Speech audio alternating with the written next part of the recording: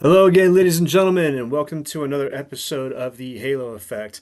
Before I get into it, I want to apologize for it being so long and for my last post having no audio. All it really was me discussing the trade for Jose Suarez for Ian Anderson, which I think is going to be good. Hasn't been yet. It's actually been better for the Braves, which is kind of odd. This goes to show you Ian Wright may not be the right pitching coach. Also, before I really get into this, I want to change things up a little bit. Quite obviously, I don't want to be talking about the same thing over and over again. How they're doing, saying what's wrong, because we all know what's wrong.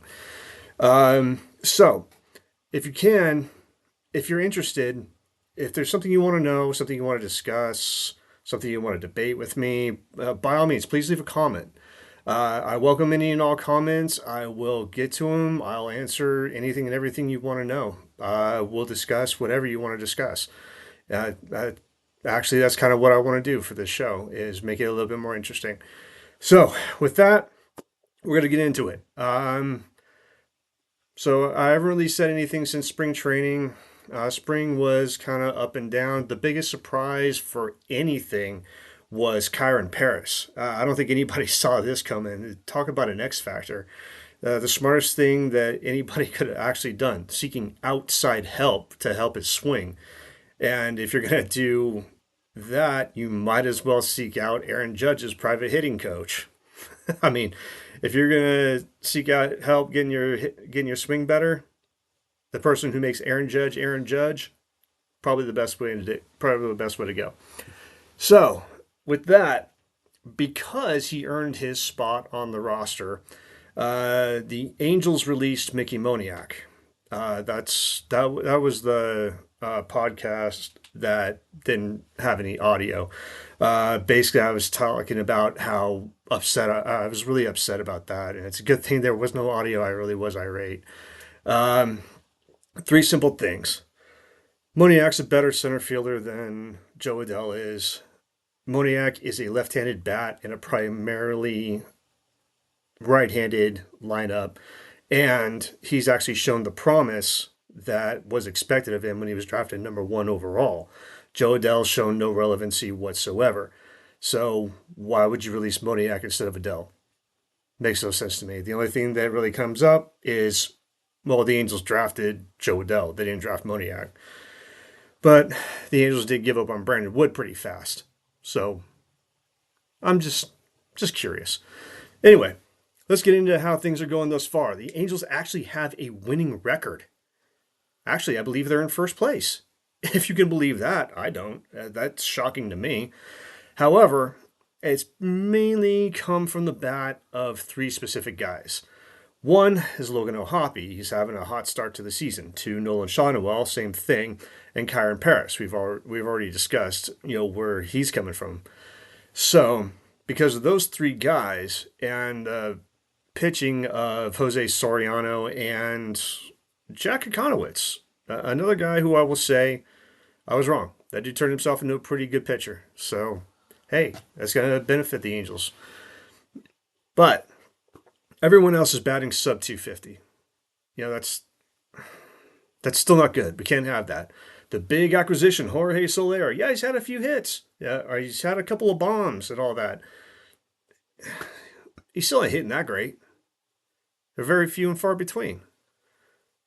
Like I said, this guy is probably going to hit anywhere between 230 and 240 by the end of the season, and it's not going to do you any good. You want to compete, you don't want that. You want better than that. So, the Angels do have a winning record, but let's take a look at how. They faced the White Sox in the first series of the season, the worst team in baseball last year. The Cardinals, great offense. Pitching is very questionable. Facing off against the Guardians, that was a good win. That was a good series win for us. Uh, I mean, Gavin Williams pitched against us really well. We got to their bullpen. The next two games, Tanner Bybee, much better pitcher than what he looked like. He had an off night. Anybody who actually saw the game can tell he had an off night. His breaking stuff wouldn't break in, and he wasn't around the plate as much as he usually is. Then Ortiz is always kind of back and forth between the bullpen and the rotation, so he's always questionable. Now, the series against the Rays, that's where I really had my interest because the first game was pitched by Shane Baz, and everybody knows where I feel about this guy. And he basically owned our offense. The Angels won the game, but they won against the bullpen. Baz made one mistake, and that was it. He just made one mistake. The bullpen gave up the game. Then the offense still looked stagnant against the Rays the next game, and they came alive in game 3. So again, a series win, but still the offense needs to be better. It really needs to be better because you can't compete with numbers like this. Then where do we go from there? Houston against the Astros. The West still runs through the Astros. And what happened? They kicked our butts. They beat us down pretty hard.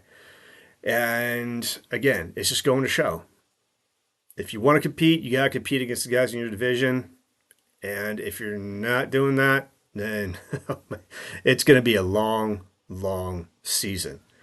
So, guys, I mean, Angels fans, don't be fooled. Don't get your hopes up too much. I mean, yeah, it's nice to see them do good, but they're going to have their rough spots. My guess is by June, they may very well fall off the rails like they did last year. So, I mean, I prefer to be wrong. I hope I'm wrong. I am a huge Angel fan. I have been for many, many years. And I hope for the best for them all the time. But I'm also very realistic. I know for a fact that the acquisitions they made are just so questionable, it's not even funny. So I'm going to leave it there. Like I said, if you're interested in anything, comments, concerns, please leave something in the comments.